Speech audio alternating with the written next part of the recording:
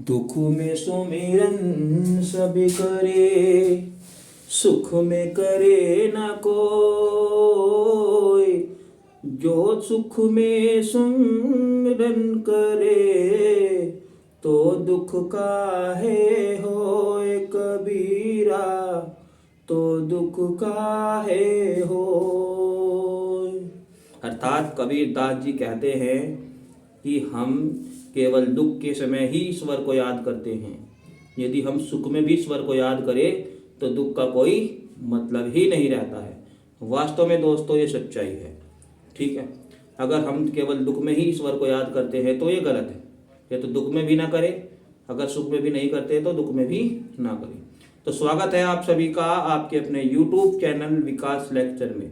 आज की वीडियो में हम बात करेंगे भौतिक विज्ञान का जो 12th टेस्ट है उसी को लेकर।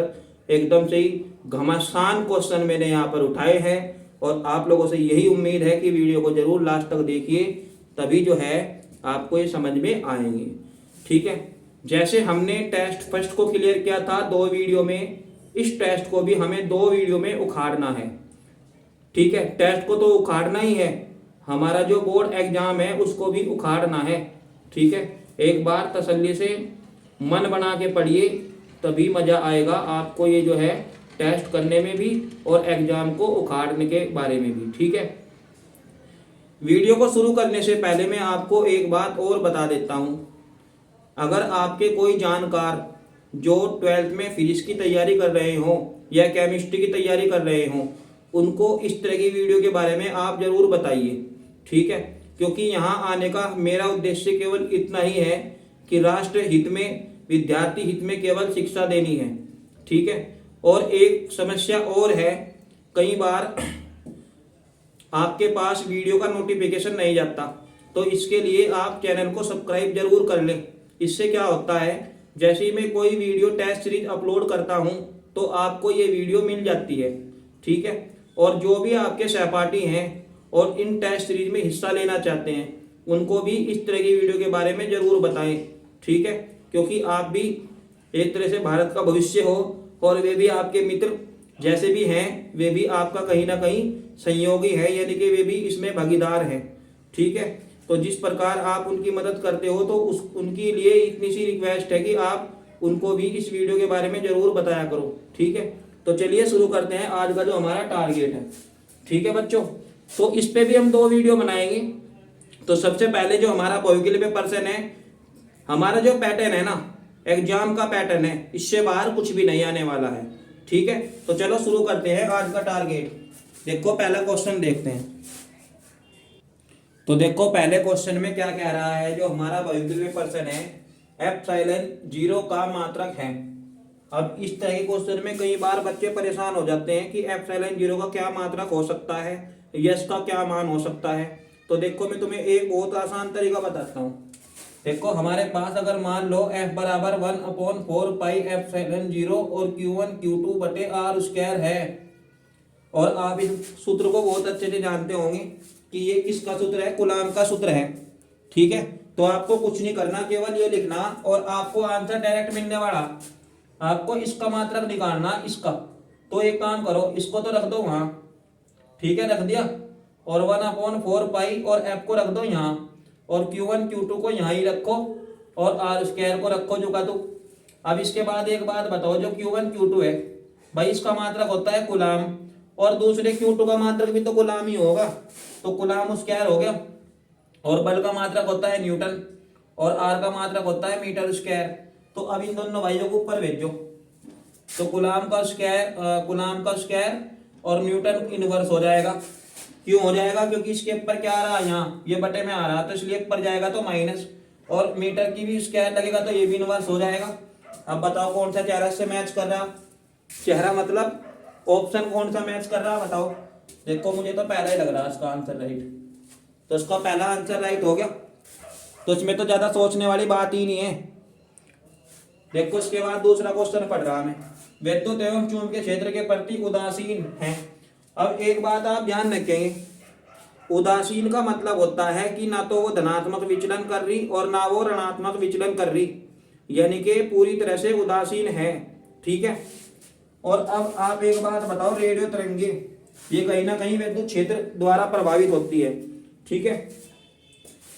और गामा तरंगे, ये इसका ऑप्शन लग रहा है मुझे, पर फिलहाल एक बात देख लो सबको, अल्फा तरंगे ये भी नहीं हो सकता, बीटा तरंगे भी नहीं हो सकता। क्यों? क्योंकि ये तो धनात्मक और ऋणात्मक प्लेट की ओर आकर्षित होती है। जब आपने केमिस्ट्री में रेडियो एक्टिविटी के बारे में पढ़ा था और वहां एक रेडियम का एक्सपेरिमेंट वैज्ञानिकों द्वारा किया गया था, ठीक है। हेनरी बेकुरल का तो नाम सुना होगा आपने।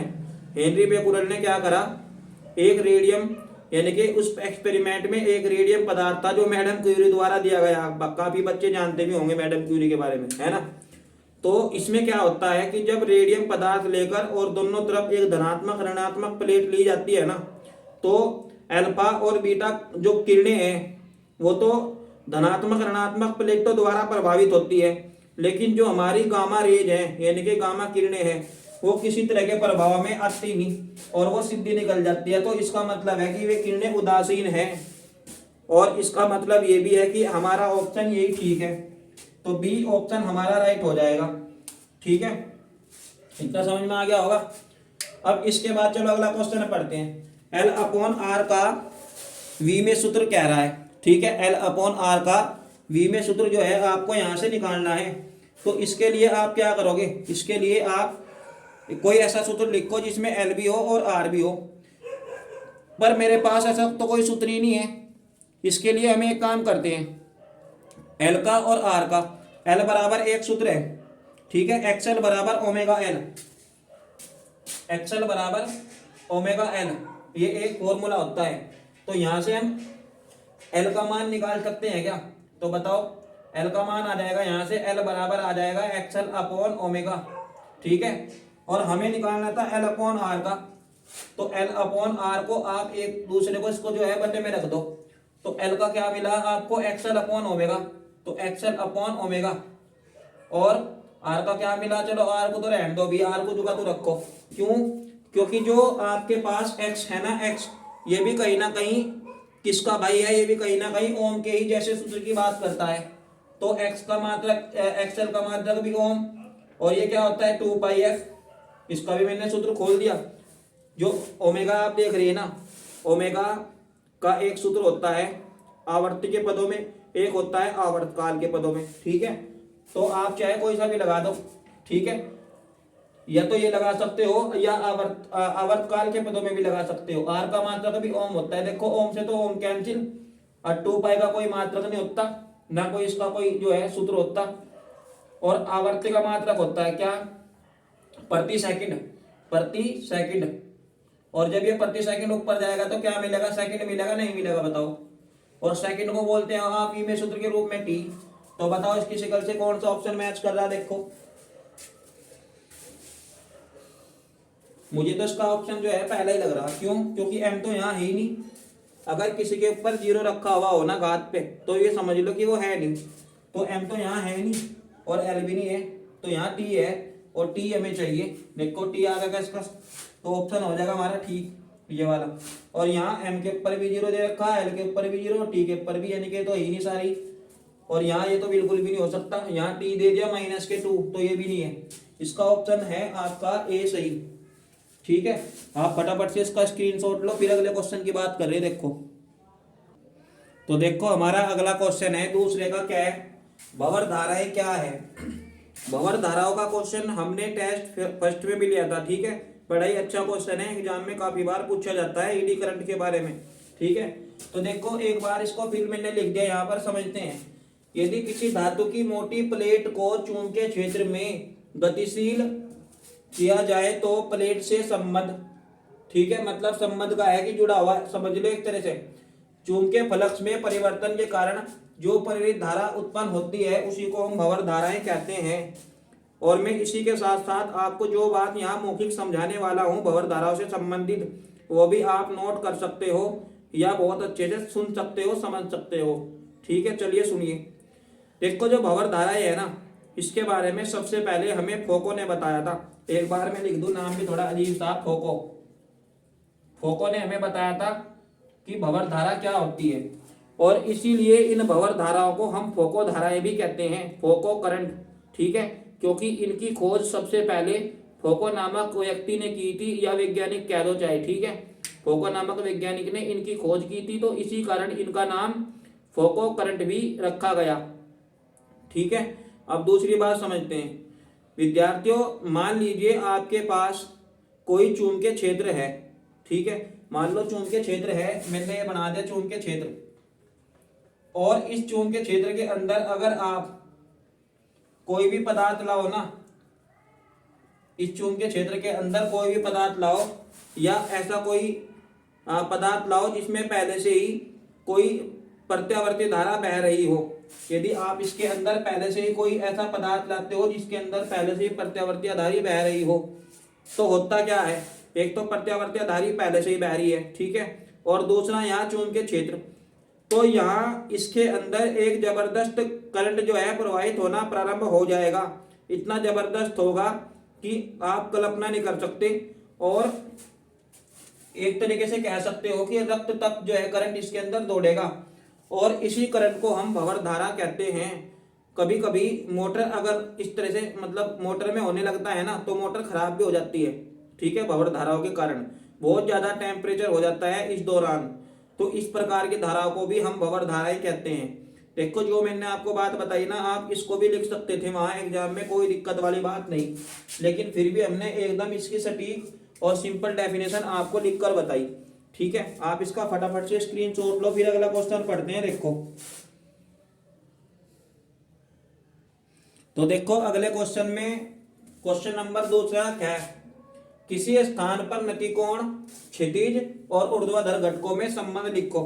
देखो बच्चों, इससे पहले टेस्ट में भी हमने इस तरह का एक क्वेश्चन जरूर लिया था, ठीक है, और अब फिर ले लिया, क्योंकि इससे संबंधित एक ना एक बात एग्जाम में ना आपको जरूर देखने को मिलेगी, ठीक है। देखो अब एक बात बताओ, tan थीटा बराबर, इसका जो हल है ना वो देखो जरा यहाँ, tan थीटा बराबर होता है BV और अपॉन BH, ठीक है, यानी कि कहीं ना कहीं ऊर्ध्वाधर घटक के लिए तो होता है BV और क्षैतिज घटक के लिए होता है BH, ठीक है। और B का तो मतलब आप जानते होंगे कि चुंबकीय क्षेत्र की बात कर रहा है ना।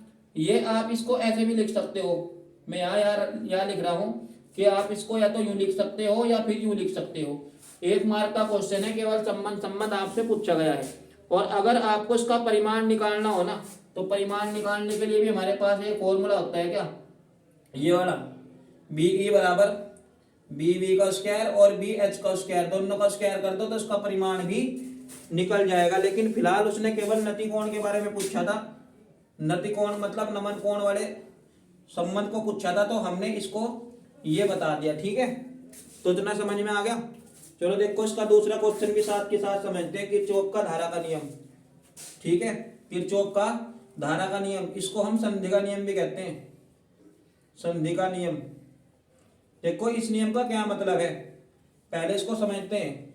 इस नियम का मतलब है कि अगर मान लो हमारे पास, चलो यहाँ देखो, अगर मान लो हमारे पास ये कोई एक संधि है या कोई एक बिंदु है, और इस बिंदु पे इस वाले तार I1 से भी विद्युत धारा आ रही है, और इस वाले तार से भी विद्युत धारा आ रही है I2, और इस वाले तार से विद्युत धारा जा रही I3, इस तार से भी विद्युत धारा जा रही I4। तो इसका मतलब ये है कि जाने वाली धारा और आने वाली धारा, उनका जो बीजगणितीय योग होता है ना, वो शून्य होता है, ठीक है। मतलब I1 प्लस I2 ये तो होगी देखो आने वाली धारा। इस तीर के निशान को देखो ध्यान से एक बार, ये मैंने अंदर की तरफ लगाया, इसको आप O बिंदु कह दो चाहे, ठीक है, ये संधि है, इसलिए इस नियम का जो रखा है ना हमने नाम, वो संधि का नियम रखा, ठीक है। और ये जो हमारे पास इस तरह से जो जिनके मुंह बाहर की तरफ लगे हुए हैं, उनके लिए लगाते हैं माइनस, तो I4 के लिए भी माइनस, और इनका जो योग होगा ना बीजगणितीय योग, वो होगा 0 के बराबर, या आप इसको एक साथ भी लिख सकते हो कि सिग्मा I बराबर 0, ठीक है। और इस पूरे प्रोसेस में ना, इस पूरी प्रक्रिया में जो आवेश है ना वो नियत रहता है, यानी कि आवेश संरक्षण का नियम है, आवेश संरक्षण का नियम। ये बात आप जो है ना ध्यान रखेंगे, आवेश संरक्षण, इसको थोड़ा सा दूसरा लिख दो, आवेश संरक्षण, ठीक है, आवेश संरक्षण का ये नियम है। और एग्जाम में कई बार ये भी पूछा जाता है कि जो किरचॉफ का प्रथम नियम है या किरचॉफ का धारा का नियम है या किरचॉफ का संधि का नियम है, वो किसके संरक्षण पर आधारित है, तो वो आवेश संरक्षण पर आधारित है। ठीक है, इसी के साथ ही साथ दूसरा नियम क्या है, वो वोल्टा का नियम कहलाता है और वो है ऊर्जा संरक्षण पर आधारित। ठीक है, तो दोनों बात समझ में आ गया आपके बहुत अच्छे से। देखो एक बार अगर आप लिखना चाहो ना इसके बारे में, नियम के बारे में भी अगर आप लिखना चाहो तो आप क्या लिखोगे, सुनो ध्यान से। आप लिखोगे कि यदि किसी या किन्हीं दो या दो से अधिक, ठीक है, तारों द्वारा कोई संधि बनी हो और इन संधियों पर जो बहने वाली धाराओं का बीजगणितीय योग होता है वो शून्य होता है। ठीक है, यानी कि आने वाली धाराओं और जाने वाली धाराओं का जो बीजगणितीय योग होता है वो शून्य होता है। ठीक है, इसको हम किरचॉफ का प्रथम नियम या धारा का नियम या संधि का नियम कहते हैं। यह आवेश संरक्षण पर आधारित है क्योंकि पूरे प्रक्रिया में, पूरे प्रोसेस में, पूरे प्रक्रम में जो आवेश है वो नियत रहता है। क्योंकि जब एक बात बताओ, जब आई का मान टोटल 0 हो गया है ना, जब आई का मान 0 हो गया तो आवेश तो अपने आप संरक्षित रहेगा, नहीं रहेगा। ठीक है, क्योंकि कहीं ना कहीं आवेश जो है आई बराबर क्यू अपॉन टी तो आपने पढ़ा ही होगा, आई बराबर क्यू अपॉन टी आवेश बते समय। तो इसका मतलब ये है कि जब धारा 0 हो गया तो आवेश को क्या रखेंगे, संरक्षित रखना पड़ेगा, रखेंगे नहीं रखना पड़ेगा, क्योंकि और कोई ऑप्शन ही नहीं है। ठीक है बच्चों, तो इसका स्क्रीनशॉट लो फटाफट, लिख तो आपने लिया ही होगा जो मैंने बोला। ठीक है, तो देखो अगले क्वेश्चन में क्या कह रहा है, धारा घनत्व तथा अनुगमन वेग में संबंध लिखो। ठीक है, और इसके बाद जो हमारा क्वेश्चन है कि विद्युत बल संबंधित कूलाम का सूत्र बताओ। तो पहले चलो उसको देखो। अब एक धारा घनत्व होता है, धारा घनत्व का सूत्र में यहाँ लिख रहा है, देखो धारा घनत्व का और अनुगमन वेग का भाई डायरेक्ट कोई तो संबंध होता नहीं, लेकिन अगर हम चाहें तो पूरे इसमें कहीं का भी सूत्र उठा के कहीं भी लगा सकते हैं। क्योंकि कई बार ऐसी कंडीशन आती है कि पहले चैप्टर का कोई सूत्र और कहीं लास्ट वाले चैप्टर में भी यूज हो गया और एक नया संबंध स्थापित हो गया, तो सारे बच्चे परेशान हो जाएंगे, यार ये पता नहीं कौन सी मुसीबत आ गई। यानी कि भौतिक विज्ञान ऐसा विषय है कि इसको शुरू से ही पढ़ना पड़ेगा तभी पल्ले पड़ेगा, है ना। तो देखो एक मजेदार बात और बताऊंगा मैं आपको, पहले इसको देखो। तो जे बराबर क्या होता है बताओ, जे बराबर आई अपॉन ए होता है क्या, यानी कि धारा और कहीं ना कहीं बात करता है क्षेत्रफल की। और अनुगमन वेग का भी एक फॉर्मूला है हमारे पास, अनुगमन वेग बराबर क्या होता है, वीडी बराबर आई अपॉन एन ई ए, वीडी बराबर आई अपॉन एन ई ए। तो एक काम करो, आप यहां से आई का मान उठाओ, तो आई बराबर क्या हो जाएगा, जे ए हो जाएगा। और अगर तुमने ये आई का मान यहां रख दिया तो वीडी बराबर हो जाएगा जे ए और बटे जे ए बटे एन ई ए। ठीक है, कोई दिक्कत, तो ऐसा यहां पर आप कर सकते हो। देखो तो हमने क्या करा, ए से तो ए कैंसिल कर दिया, इसके बटे में एक मान लिया, वी डी की गुणा एन ई में कर दी, तो वी डी एन ई और जे आ गया, जे बराबर आ गया वी डी एन ई। बच्चों एक बात बताऊं मैं तुम्हें, एक स्टूडेंट था, काफी साल हो लिए वैसे तो, उसकी एक समस्या थी कि भौतिक विज्ञान बिल्कुल भी समझ में नहीं आता। ठीक है, चाहे कितना ही पढ़ लूँ कितना ही रट्टा मार लूँ। अब मैं उसकी एक बात बताता हूँ आपको, तो वो बार बार यही क्वेश्चन करे डेली कि जी कुछ भी कर लो समझ में बिल्कुल नहीं आता। मैंने कहा कि भाई इसके बारे में ज़्यादा सोचना शुरू कर दे, मतलब इसको अपने दैनिक जीवन में भी थोड़ा सा यूज करा करो। फिर इसको जब आप दैनिक जीवन में भौतिक विज्ञान को यूज करोगे ना, तो हो सकता है आपकी समझ में आना शुरू हो जाए। उसने कहा कि जी कैसे, अब मैंने उसको एग्जाम्पल दिया कि जैसे आपने साइकिल चलाई और साइकिल चलाने से आपको दो बात समझ में आई कि ऊर्जा खत्म हुई है ना, और स्थान परिवर्तन हुआ। तो उसने सोचा वाकई भाई ये तो बहुत बढ़िया फॉर्मूला है, मतलब हर जगह उसको फिर ऐसा दिखाई देना शुरू हो गया कि इसको अब कोई और विषय बढ़िया नहीं लगता। पर अगर कोई और विषय बढ़िया नहीं लगता तो इसका मतलब ये है कि और विषय में वो जीरो यानी कि वो फेल हो जाएगा, है ना। अब देखो सुनो आगे क्या हुआ, आगे ये हुआ बच्चों के उसके बाद अगर वो खाना भी खा रहा है ना तो उसकी हालत ऐसी होगी कि खाना खाते टाइम भी उसने कितना बड़ा रोटी का टुकड़ा लिया, कितना बड़ा रोटी के टुकड़े का जो क्षेत्रफल है वो, ठीक है, और उसको तोड़ते समय मुंह तक कितनी देर बाद वो चला गया, ठीक है, और मुंह तक जाने के बाद उसको कितनी देर चबाया। तो इन सब चीज़ों को उसने नोटिस करना शुरू कर दिया। अब वो परेशान हो गया, उससे ज़्यादा परेशान हो गया मैं, क्योंकि उसने मुझसे इनके हल पूछने शुरू कर दिए कि जी जब हमने इतने बड़े क्षेत्रफल वाला टुकड़ा तोड़ा और उसको इतनी देर चबाया, तो अब हमें ये बताओ वो कितनी देर में पचा। अब ये तो बड़ी गंभीर समस्या है। तो देखो बच्चों, आपको ऐसा नहीं करना, ठीक है। आप फिजिक्स पढ़ते हो, अच्छे से पढ़ते रहो, समझते रहो, लेकिन आपको इतना भी गहराई में नहीं जाना है कि आप उनको अपनी दैनिक जीवन की जो चर्चाएं हैं, जो क्रियाकलाप हैं, आप उनको इस तरह से नोटिस करो कि आपको नींद में भी फिजिक्स ही दिखाई दे, है ना। तो ऐसा भी ठीक नहीं होता। तो J बराबर VD/NE, ठीक है। तो देखो इसके बाद क्वेश्चन में क्या रहा है, डे नंबर में विद्युत बल संबंधित कूलाम का सूत्र बताओ। तो कूलाम का सूत्र है, तो जो बल होता है ना, वो बल होता है कहीं ना कहीं आवेशों के गुणनफल के अनुक्रमानुपाती। भाई जो बिंदु दो आवेश होते हैं ना, Q1 Q2, उनका जो गुणनफल होता है ना, वो अनुक्रमानुपाती होता है विद्युत बल के, ठीक है। चलो देखो इसका चित्र यहाँ बना लो, चाहे Q1 Q2, ठीक है। पर एक बात और पता चली, ये न्यूटन है ना, बड़ी ही बेचैन एक तरीके से आत्मा समझ सकते हो फिजिक्स में, क्योंकि फिजिक्स में बेचैन आत्मा इसलिए है कि इनका पता नहीं चलता कहाँ ये यूज हो जा, कहाँ ये आ जा, कहाँ से टपक जा, ठीक है।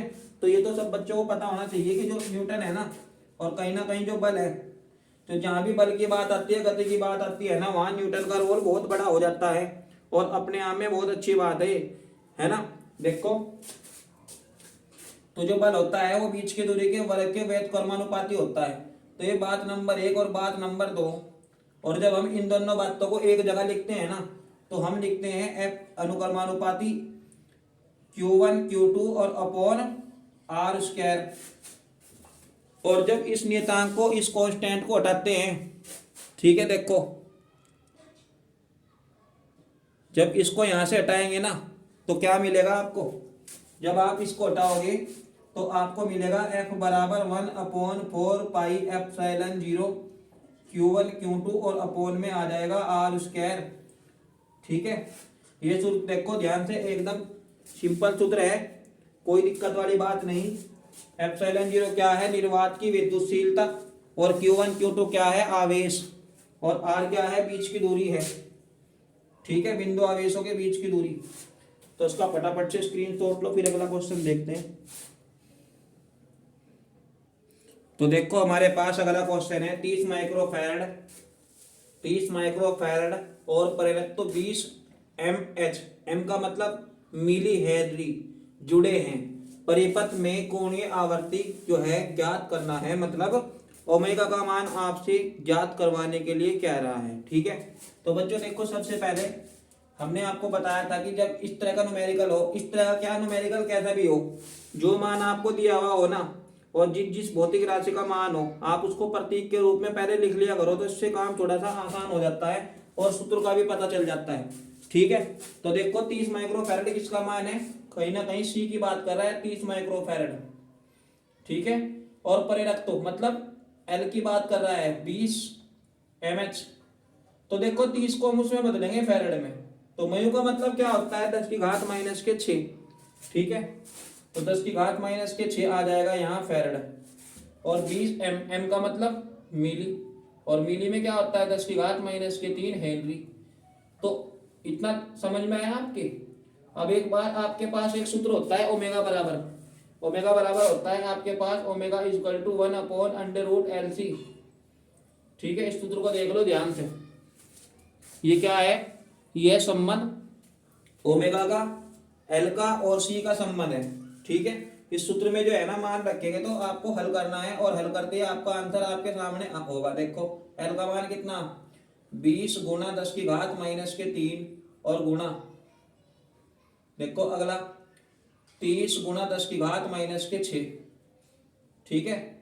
अब क्या करना है, अब आपको मैं ये कर रहा हूं, देखो जरा, अब आपको 1/√10 की घात 3 10 की घात 3 वो 6 कितना हो जाएगा, 9, और इन दोनों गुणा कर लो तो होती है 600। एक जीरो दूसरी जीरो, दोनों जीरो है ना, तो 3 दूनी 6 हो गए, और एक जीरो और एक जीरो, दोनों जीरो एक साथ रख लो और गुणा, ये हो जाएगा 6 3 9 माइनस के 9। और इसको सम संख्या बना लो। देखो कैसे बनाएंगे सम संख्या, आप एक जीरो को इधर हटा लो तो ये सम संख्या में बदल जाएगा क्या, ऐसे 60 गुणा 10 की घात माइनस के 8 हो जाएगा, क्योंकि मैंने एक जीरो को घटा दी उधर 9 में से। ठीक है, अब एक बात बताओ आप, ये जो 60 है 1/60, भाई 10 की घात माइनस के 8 है, तो 10 की घात माइनस के 8 के बदले में तो आ जाएगा बाहर कितना 4, क्योंकि मैंने तुम्हें पहले ही बताया तो जो घात होती है ना और अंडर रूट के अंदर हो तो उसका आधा बाहर निकलती है। ठीक है, चाहे माइनस में हो या प्लस में हो, अंडर रूट के अंदर अगर घात आ रही है माइनस या प्लस में किसी में भी आ रही हो तो उसको आप क्या करते हो, आधा ही बाहर निकालते हो। बैठा लो ये बात दिमाग में। देखो 60, अब मैं तुम्हें फंडा बताता हूँ बहुत मजेदार। तुम्हें ये नहीं समझ में आ रहा कि 60 किसका वर्गमूल है, मतलब 60 भी दुनिया में किसी का वर्ग है क्या। चलो मान लेते हैं आपको पता नहीं, और फिलहाल थोड़ी देर के लिए मुझे भी नहीं पता। ठीक है, तो इसके लिए आप क्या करेंगे, आपको 8वीं की 7वीं की मैथ में जाने की बिल्कुल भी जरूरत नहीं है। ठीक, ध्यान से समझ लो, एकदम ऐसे मजेदार बात बताता हूँ। अब एक बात बताओ जरा, 60 के आसपास कोई ऐसी संख्या आपको पता होना चाहिए जिस जो आपको पता हो कि भाई ये दुनिया में किसी का वर्ग है। जैसे आप जानते होंगे 64 8 का वर्ग है, बताओ है नहीं क्या। पर अगर आप 7 की बात करो तो 49। तो बच्चों देखो, जब आप 50 51 52 53 54 55 56 57 58 इस तरह से जाओगे, और जैसे ही आप 63 पे जाओगे तो 7.9। ठीक है, 7.9 के बाद एकदम 8, तो इसका मतलब है ये 60 है, यानी कि कहीं ना कहीं 7.8 इसका जो है मान हो सकता है। ठीक है, तो एवरेज में लेना, हमें वहां ज्यादा होशियार पत्ती दिखाने की कोशिश नहीं करनी है। ठीक है, क्योंकि 2 नंबर के क्वेश्चन के लिए अगर आप इसका भागफल विधि से या किसी दूसरी विधि से वर्गमूल निकाल लोगे ना तो सारा समय इसी सवाल में लग जाएगा, तो आपको ज्यादा दिमाग नहीं खपाना वहां पर, क्योंकि और भी आपके पास बहुत सारे क्वेश्चन है। तो 60 को आप क्या मान लोगे, 7.8 मान लोगे। किस आधार पे, क्योंकि 60 से पहले तो है 49 7 का वर्ग, और 60 के बाद है 64 8 का वर्ग, और हमें मिल रहा कुछ 60। तो इसका मतलब बात केवल इनके बीच की है, तो अभी भी मामला किसके पक्ष में है, 7 के। तो 7.8 या 7.9 या 7.7 हम इसको मान सकते हैं, कोई भी दिक्कत नहीं होगी। ठीक है, अब आप क्या करोगे, आप इसको पॉइंट को हटा लो और वहां 10 कर लो और ये घात भी ऊपर भेज लो, तो 10 गुणा 10 की घात प्लस के 4 और बटे 78। ठीक, अब क्या करना है, अब आपको एक जीरो और इधर साइड में ले लो, तो 100/78 काम, ताकि आसान हो जाए। 78 और गुणा 10 की घात 3। अब बताओ इसको, अब भाग देना शुरू करो, तो कम से कम एक बार तो यहाँ चले ही चलेगा। ठीक है, तो एक बार तो चले चलेगा, और मेरे ख्याल से 1.2 के लगभग ये चल जाएगा। ठीक है, और मात्रक होता है ओमेगा का क्या, मात्रक होता है रेडियन प्रति सेकंड।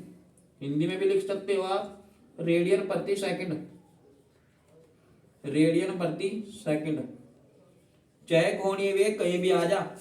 ठीक है, यानी कि कोणीय आवर्ती चाहे आपको कहीं भी मिले, तो आपको ओमेगा का मान इस तरह से जो है ज्ञात करना है। ठीक है, समझ में आई बात। अब आपको क्या करना है, एफ का मान निकालना। ठीक है, आवर्ती, तो एफ बराबर ओमेगा बराबर क्या होता है 2πf। ठीक है, आवर्ती निकालना है ना, तो 2πf। अब एक बात बताओ, ओमेगा का मान आपके पास ही आया और एफ का मान आपको निकालना, तो एफ बराबर क्या हो जाएगा बताओ, एफ बराबर हो जाएगा ओमेगा अपॉन 2π, और ओमेगा का मान है 1.2 गुणा 10 की घात 3 और बटे 2π। ठीक है, आप इसको 0.6 भी कर सकते हो क्या, बताओ 0.6 अपॉन पाई, पाई के पदों में लिखना चाहते हो ठीक है, नहीं लिखना चाहते तो आप क्या कर दोगे, पाई का मान 22/7 भी आप खोल सकते हो।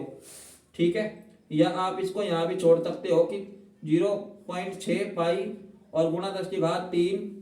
ठीक है, सेकंड इनवर्स, या आप लिख सकते हो प्रति चक्कर। ठीक है, या आप इसको लिख सकते हो हर्ट्ज, क्योंकि आवर्ती का मात्रक हर्ट्ज भी होता है, HZ भी आप लिख सकते हो। ठीक, और एक काम आपको मैं होमवर्क में दे रहा हूं कि ये जो आपको मैंने यहाँ दिया है ना 0.6 और पाई का मान 22 और ऊपर 7 चला जाएगा और गुणा 10 की घात 3। ये आपको होमवर्क में सोल्व करके देखना चाहिए कि इसका मान कितना यहाँ पर मिलेगा। ठीक है, या आप ऐसे भी कर सकते हो क्या, इसका पॉइंट हटा लो तो यहाँ 10 की घात 2 बचेगा और 6 से 42/22। ठीक है, और गुणा 10 की घात 2। तो बताओ 22 दूनी 44 ज्यादा हो जाएगा, तो कम से कम एक बार तो चले ही चलेगा। ठीक है, हर टर्म में आएगा इसका आंसर। एक बार आप कैलकुलेशन करके देख लेंगे और मुझे भी कमेंट करके जरूर बताएंगे कि इसकी कैलकुलेशन करके आपका आंसर कितना आया। ठीक है, चलो इसके बाद अगला क्वेश्चन देखते हैं। ये तो समझ में आपको आ ही गया होगा। देखो तो अगला क्वेश्चन, अगले क्वेश्चन में क्या रहा है कि किसी आवर्ताकार धारा लूप की त्रिज्या 0.01 मीटर है तथा इसमें 7 एम्पियर की धारा बह रही है। ठीक है, लूप का चुंबकीय आघूर्ण ज्ञात कीजिए। सबसे पहले जो मान आपको दिए गए हैं वो आपको बड़े मजे के साथ लिख लेने चाहिए, उसके बाद ही देखेंगे जो भी कुछ होगा। तो देखो त्रिज्या दे रहा है एक तो, यानी कि कहीं ना कहीं बात कर रहा है आर की, तो आर का मान है कितना 0.1 मीटर। ठीक है, और एम्पियर 7 एम्पियर, यानी कि आई का मान कितना है 7 एम्पियर, ए एम पी। आप एम्पियर को ए एम पी लिख सकते हो। ठीक है, और आपको कह रहा है कि चुंबकीय आघूर्ण का मान बताओ। तो चुंबकीय आघूर्ण का मतलब क्या होता है, चुंबकीय आघूर्ण का मतलब होता है एम का मान, वो आपको ज्ञात करने के लिए कह रहा है। ठीक है, और इसका सूत्र आपको पता होना चाहिए। सूत्र होता है इसका चुंबकीय आघूर्ण का एम बराबर, मैं यहाँ लिख रहा देखो, एम बराबर आई ए।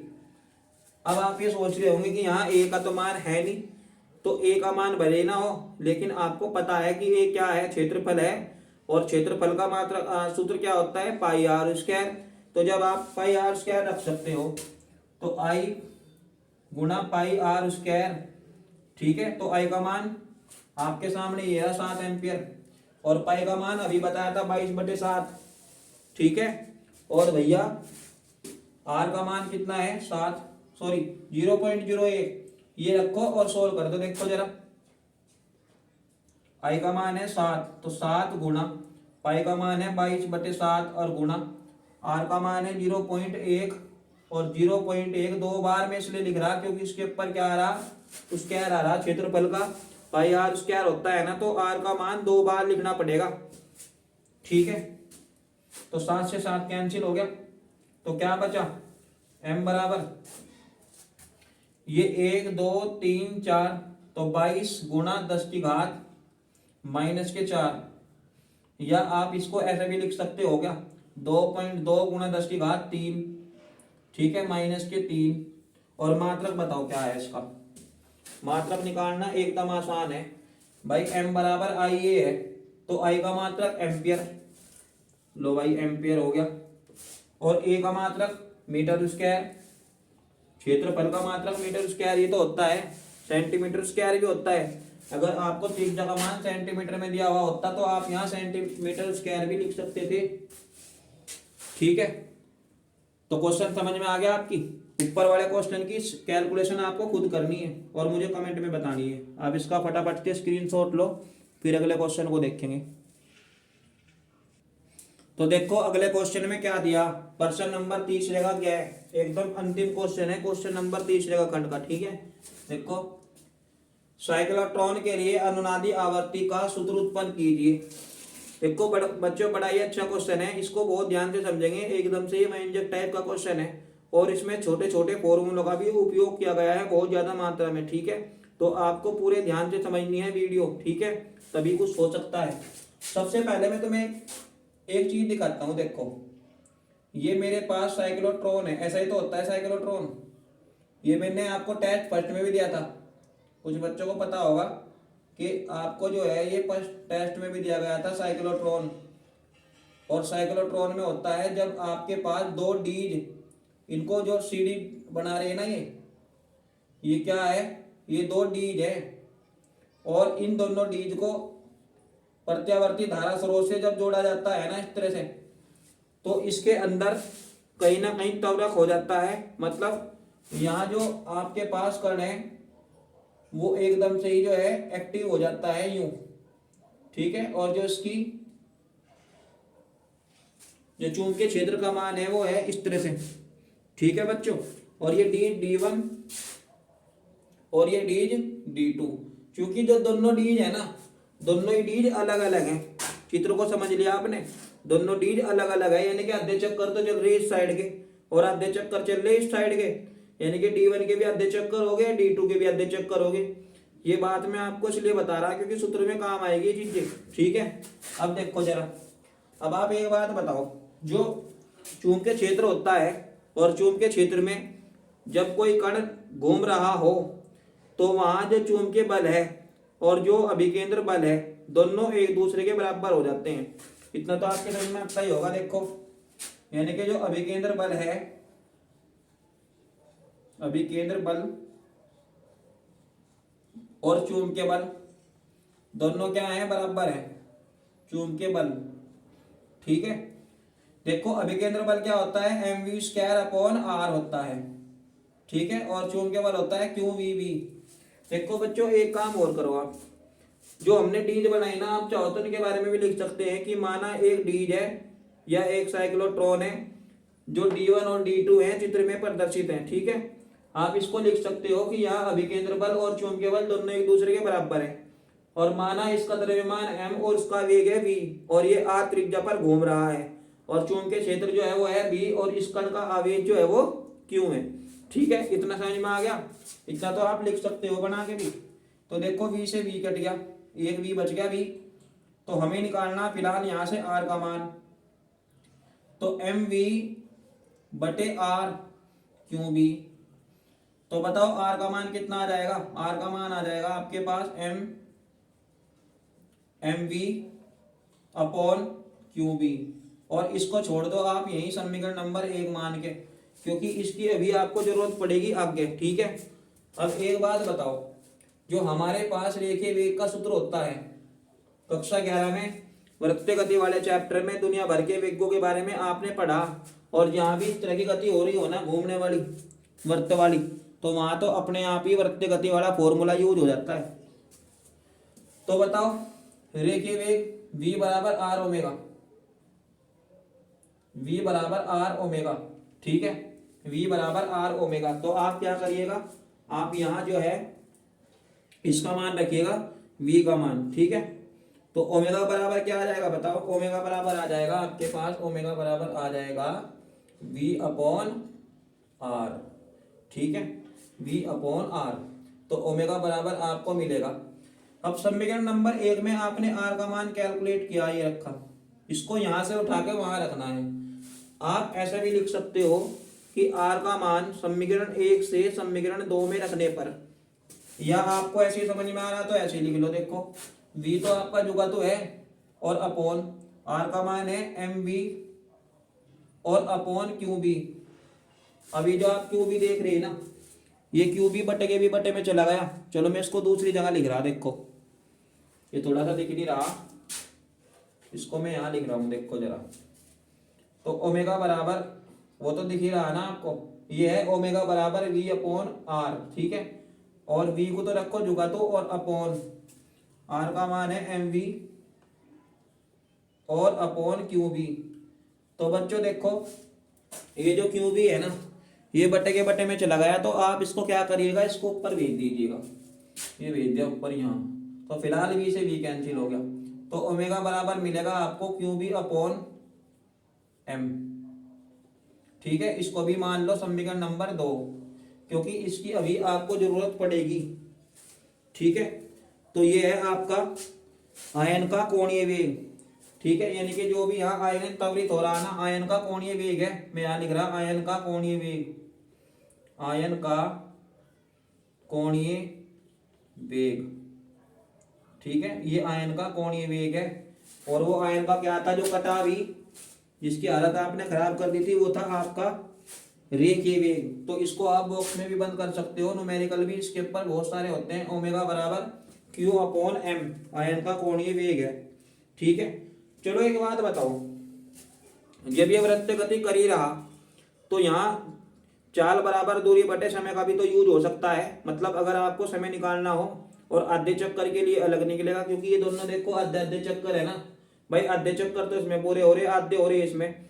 तो हमें यहाँ एक बात का पता चल रहा, मान लो अर्ध चक्कर के लिए, अर्ध चक्र के लिए चक्र लिख रहे, वैसे तो आप चक्कर भी लिख सकते हो लेकिन अर्ध चक्र लिख रहे, अर्ध चक्र के लिए जो समय है टी का मान, ठीक है, टी का मान, तो वो हम छोटा टी लेंगे, बड़ा टी लेंगे हम पूरे के लिए, पूरे साइक्लोट्रॉन के लिए तो लेंगे हम बड़ा टी, और अर्ध चक्र के लिए ले रहे हैं छोटा टी। तो छोटा टी बराबर, बताओ, चाल बराबर दूरी बटे समय नहीं होता क्या? देखो चाल बराबर दूरी बटे समय, ठीक है, दूरी बटे समय, तो समय बराबर क्या मिल जाएगा आपको? दूरी बटे चाल, दूरी बटे चाल, ठीक है, कोई दिक्कत नहीं।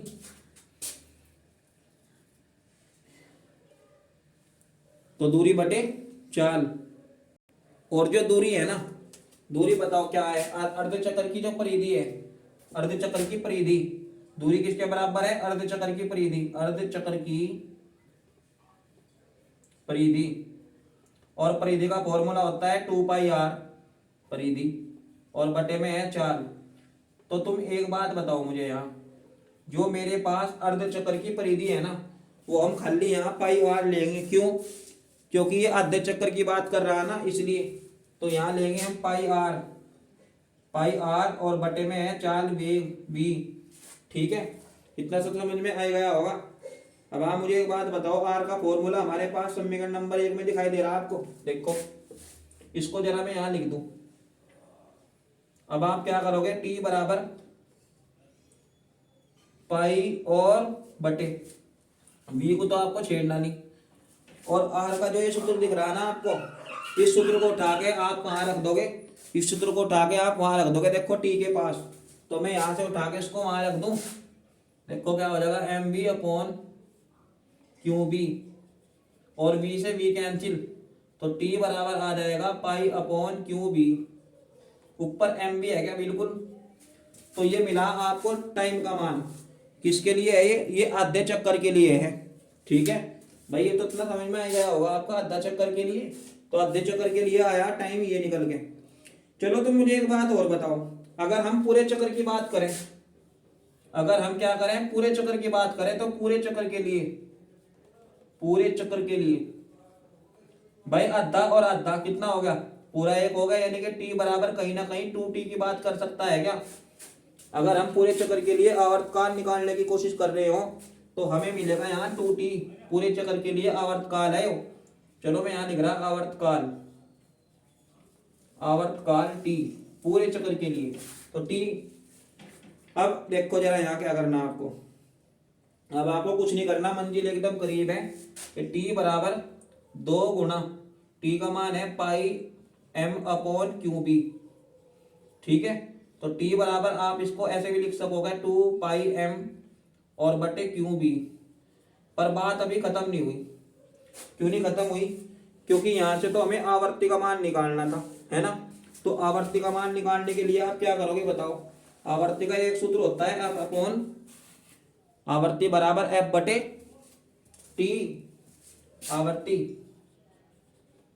आवर्ती बराबर एफ बराबर 1 अपॉन टी, ठीक है। से भी लिख सकते हो आप, देखो बिल्कुल। तो क्या करोगे यहाँ? एफ बराबर आ जाएगा 1 अपॉन टी का मान कितना था? 2πm और बटे क्यू बी, तो क्यू बी भाग जाएगा ऊपर, तो एफ बराबर मिलेगा आपको क्यू बी अपॉन 2πm, और यहां लिख सकते हो आप हर्टज। तो बताओ बच्चों, ये आपको समझ में आ गया होगा न्यूमेरिकल, ठीक है। वैसे तो ये न्यूमेरिकल नहीं है, व्यंजक है, पर आपको एक चीज जो है मैंने बिल्कुल खोल के समझा दी कि कहाँ से कौन सा मान आया निकल के। व्यंजक थोड़ा नाजुक है क्योंकि इसमें छोटी छोटी चीजों का विशेष ध्यान रखा गया है, ठीक है। फिर भी अगर ये आपको समझ में नहीं आता तो आप एक बार वीडियो को दोबारा से प्ले कर लियो इस पे लाके, क्योंकि इसमें थोड़ा थोड़ा सा जो है ना नाजुक चीजें आई। जैसे आप यहाँ देख सकते हो, यहाँ थोड़ा थोड़ा सा जो है नाजुक चीजों का उपयोग किया गया है, ठीक है बच्चों। तो उम्मीद है कि आपको आज का वीडियो समझ में आ गया होगा, और आपसे केवल यही रिक्वेस्ट रही है पहले से ही, और अब तो और भी ज़्यादा है। बोर्ड एग्जाम आपके सिर पे हैं, तो अगर आपके दोस्त मित्र कई रिश्तेदार के बच्चे, ठीक है, जिनको टेस्ट में इस तरह की चीज़ों में दिक्कत आ रही हो, या जिनको ये ना पता चल रहा हो कि इम्पोर्टेंट क्वेश्चन कहाँ से उठावें, ठीक है, तो आप उनको ये वीडियो ज़रूर भेजो, और जब तक आपके एग्जाम हो, मैं हमेशा तो आपको ये नहीं कहता कि आप चैनल को सब्सक्राइब करो, लेकिन जब तक आपके एग्जाम हो तब तक आपसे केवल यही रिक्वेस्ट है कि आप तब तक इस चैनल को सब्सक्राइब जरूर करो, क्योंकि नया वीडियो अपलोड होते ही आपके पास नोटिफिकेशन पहुंचना बहुत ज़रूरी है। समय बहुत कीमती चल रहा है बच्चों, तो इसका जो सेकंड पार्ट है वो मैं आपको दे दूंगा, ठीक है। तब तक आप इन क्वेश्चनों का बहुत अच्छे से अध्ययन करिए। तो आज की वीडियो में केवल इतना ही, ठीक है। Okay, bye.